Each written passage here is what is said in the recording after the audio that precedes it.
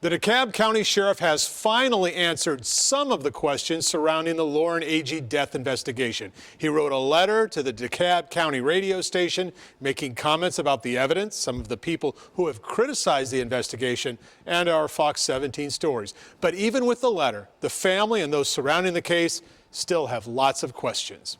Lauren Agee's family will tell you the main purpose of their wrongful death lawsuit against Aaron Lilly, Brix Gambrell, Hannah Palmer, and Christopher Stout is not to get money, but to get answers. The family hired a team of private investigators and a forensic pathologist to investigate the case. They say the very premise of the DeKalb County investigation, the bottom line that Lauren Agee fell off a cliff and died, is just not supported by evidence. Private investigator Sheila Wysocki. The police have said she fell off the cliff, but exactly where? Where in their investigation that night did they identify the location? And if they identified the location, do they have pictures of the location? Where on the cliff did she fall? Where's the blood? Show me the pictures of the blood on the rock. Show me the broken twigs or the broken branches. Show me. In Sheriff Ray's letter, he did not talk about that evidence. He referred heavily to the medical examiner's autopsy report that ruled Lauren Agee's death accidental, with the cause of death determined as multiple blunt force injuries and a possible drowning. He also mentioned Lauren's blood alcohol count.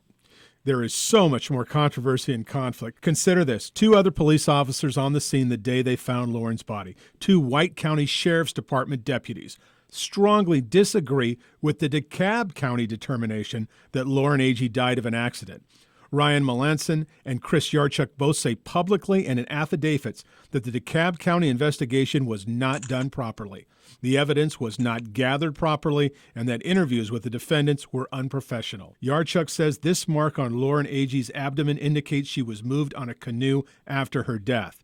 Sheriff Ray said in his letter it is a mark made by a TWRA storage lid. Lauren Agee's mom still can't believe that a rape kit test was not performed on Lauren's body. She says the sheriff said there was no need. He tells us, well, then there's no way she could be raped because she had a tampon in. So they didn't order a rape kit. That's how that was handled. They didn't order a rape kit. They didn't scrape under her nails. They didn't do a full autopsy. I am so outraged.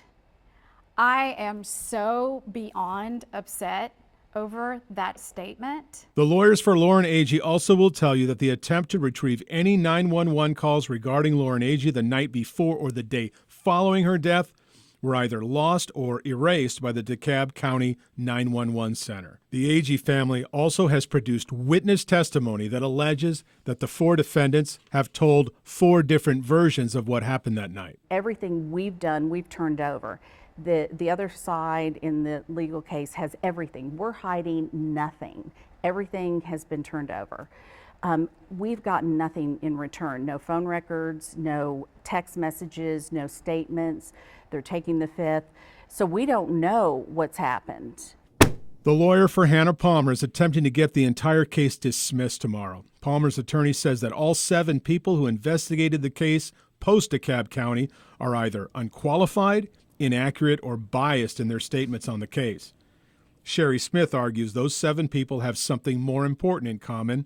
They all have the same questions. I am her mother. I will always be her mother. I will do anything and everything for my baby to prove to the world that she did not die by falling off that cliff. I want the truth. I owe my daughter the truth, and I will go to my grave trying to find the truth. All parties will be in the courtroom tomorrow in Putnam County. We will be